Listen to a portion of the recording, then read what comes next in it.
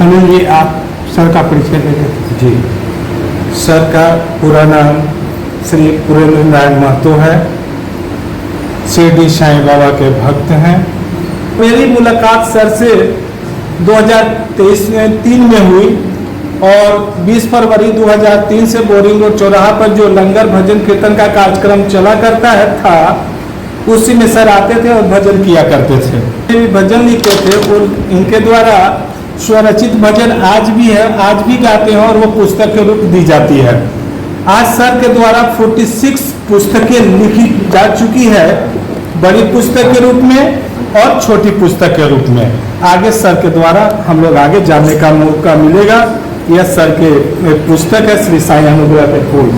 ठीक है, सर से हम बात करते हैं। सर, आप साईं से जुड़े हुए कुछ बोलने कहिएगा तो भजन गा दें।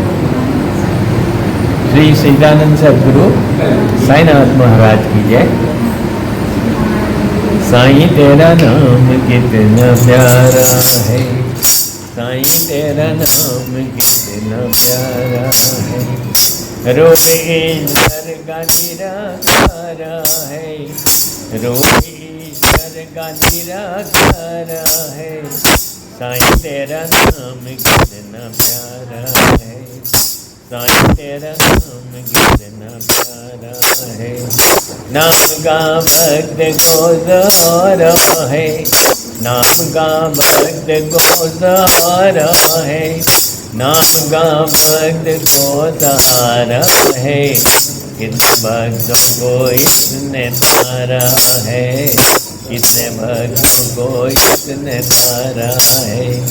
रोमेश्वर का निराकारा है, रोमेश्वर का निराकारा है। साईं तेरा नाम कितना प्यारा है, साईं तेरा नाम कितना प्यारा है। नाम में तुम हो तेरा प्यार है, इशारा है। नाम में तुम हो तेरा प्यार है, इशारा है। नाम में तुम हो तेरा प्यार है, इशारा है।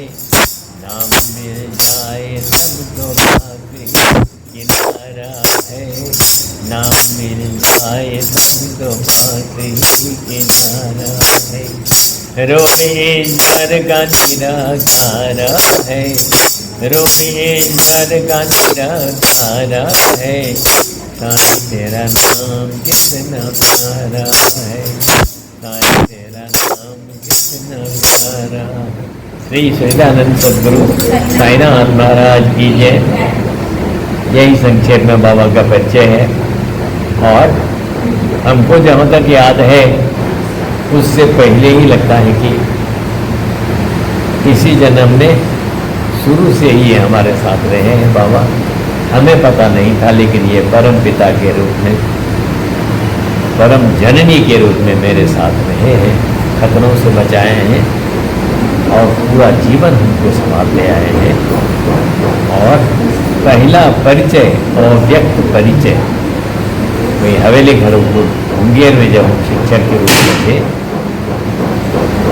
तब उनका परिचय मिला, जिसमें कि 3 वचन उन्होंने दिया था। एक तो कि साहित्य का हमारा छूट जाएगा, दूसरा एक बच्ची की शादी होगी, जन्म होगा, और तीसरा कि मेरा ट्रांसफर पटना होगा। साहित्य के लिए भी हम लाचार हो गए थे कि अब कोई उपाय नहीं है, ये लेके चलना है, क्योंकि डॉक्टर कहते थे कि खाइए दवा कम हो जाएगा, लेकिन ये आता है तो ज़्यादा नहीं है। तो हम तैयार हो गए थे कि अब रोग को लेके चलना है। और 2 बच्चे थे, राकेश और राजेश। तीसरा बच्चा का हम सोच नहीं थे सकते थे, क्योंकि सामर्थ्य नहीं। लेकिन उन्होंने कहा कि एक लड़की होगी, और वो लड़की हुई। अभी वो लड़की पटना यूनिवर्सिटी से MSc करने के बाद जॉब में है, बैंक में, बंधन बैंक, ये IDBI बैंक में। शादी भी बढ़िया से हुई, शादी भी बाबा उसकी वो अपने से किए, कुछ नहीं पैसा था और पैसा बच गया। और इंतजाम बाबा ने ऐसा किया था कि जो मिनिस्टर्स आए थे वो पूछते थे कि पंडाल कौन बनवाए। इतना सुख बाबा दिए इस आदमी को, जो बाबा का सेवक है, भक्त तो कहना मुश्किल है, इतना आनंद बाबा ने दिया है, क्योंकि हमारा सामर्थ्य नहीं था। किसी बच्चे से, दोनों बच्चे नौकरी में थे, किसी को हमने शादी के लिए कहा नहीं, वो लोग किए भी, लेकिन हमने नहीं कहा कि हमको मदद कीजिए। बच्चे किए और शोभनीय ढंग से किए और पूरे हृदय से किए, इसीलिए तो इतना सुंदर हुआ।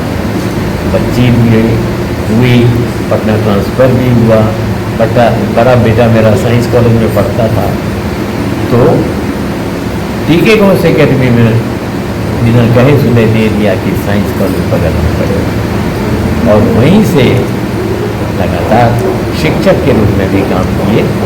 फिर 3 बरस के लिए SCRT में लेक्चरर के रूप में काम किए, फिर लौट करके 1993 से 1996 नवंबर तक प्रिंसिपल के रूप में काम किए। वहाँ पर जैसे आप काम करते रहे हैं, आपने बताया है, बाबा ने खूब काम किया वहाँ पर, किसी को नहीं छोड़ते थे और खुद भी पढ़ते थे, पढ़ाते थे। और ऐसा तो आपका अनुभव होगा, हर कार्यालय में, हर स्कूल में, हर सरकारी व्यवस्था में 2, 4, 5 आदमी बहुत महत्वपूर्ण होते हैं, उन्हीं पर सारा कार्य बोझ होता है।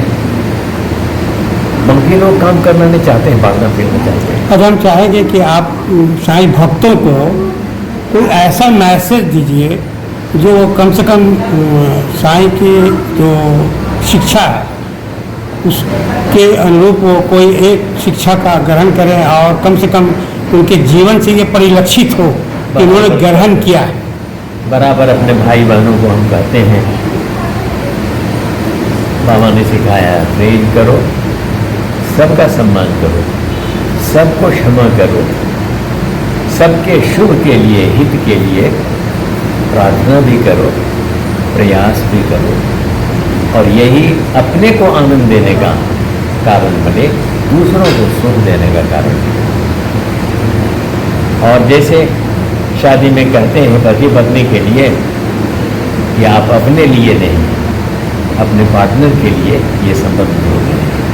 ऐसा भाव अगर पति पत्नी के बीच में रहे, पति समझे कि हम पत्नी के लिए जी रहे हैं, पत्नी समझे कि वो पति के लिए जी रहे हैं, पूरा जीवन एक दूसरे को सहते हुए, क्षमा करते हुए और सुख चाहते अगर जिएंगे, प्रेम पूर्ण समाधान के भाव के साथ, कहीं क्लेश नहीं होगा।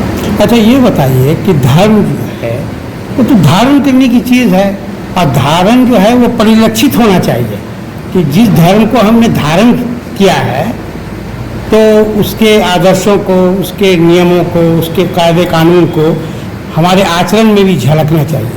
तो आज की स्थिति में ये आचरण झलकता नहीं है। इस्लाम धर्म ने कहा है कि आप किसी भी धर्म के प्रति कोई अपशब्द या कोई ऐसी बात न कहिए जो उसके मानने वाले अनुयायी को दिल पर चोट पहुंचे। लेकिन अब हम ये देखते हैं, जो अभी हमारा वर्तमान परिवेश है, इस आचरण में देखते हैं कि राम भक्त जो हैं वो श्री राम के नाम पर ही ऐसा काम करते हैं, जो असली राम भक्त हैं उनको भी वो अच्छा नहीं लगता।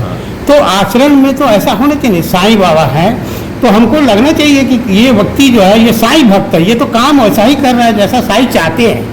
तो ऐसा क्यों नहीं हो पा रहा है, या बहुत कम लोगों में ऐसा हो रहा है? आपका 2 तरफ इशारा है। एक तो धर्म के बारे में, तो आपने जितने धर्मों का नाम लिया है, 4-5 धर्म तो देश में ही पैदा हुआ। धर्म की परिभाषा यही है, वो रास्ता है जिससे वहाँ तक। जी जी।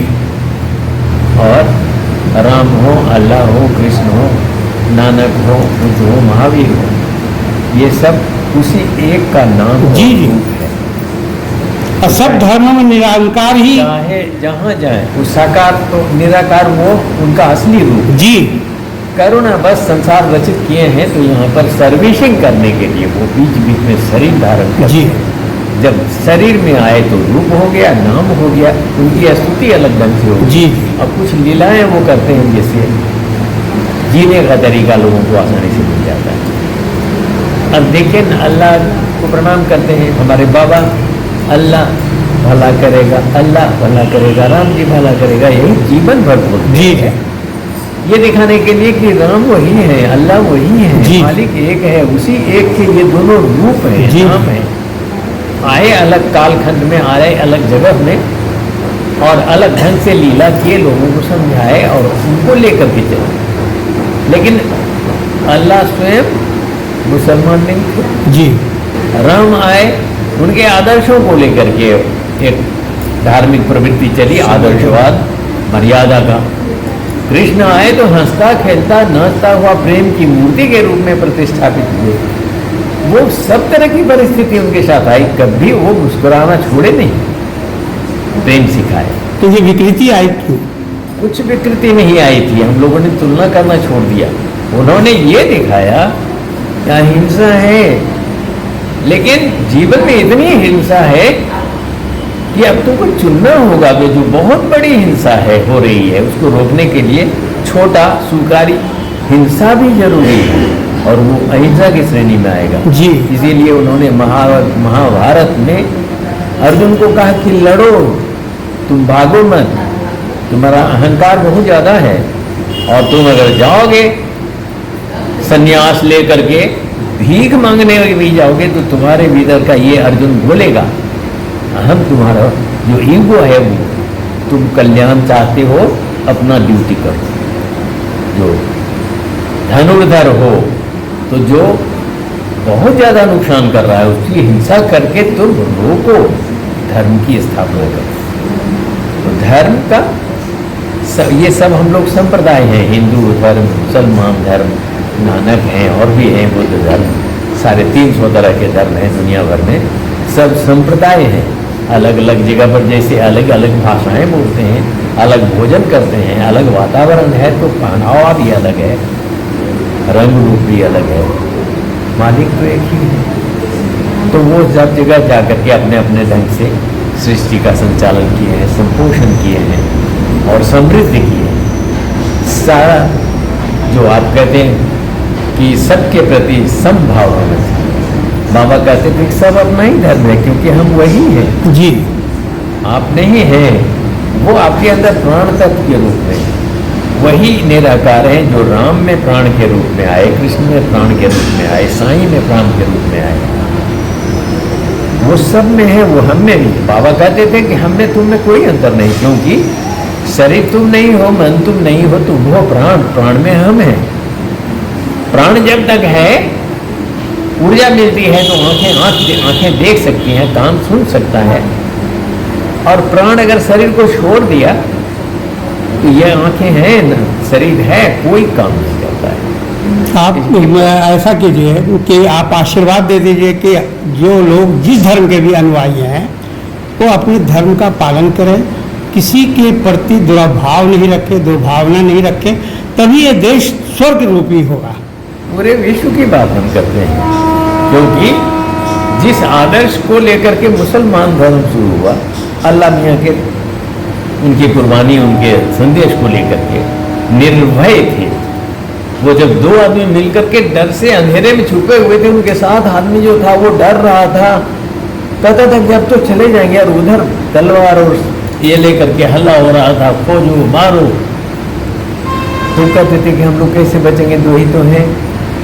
तो अल्लाह मियाँ कहते कि तीसरा भी है, वो तीसरा बचा लेगा।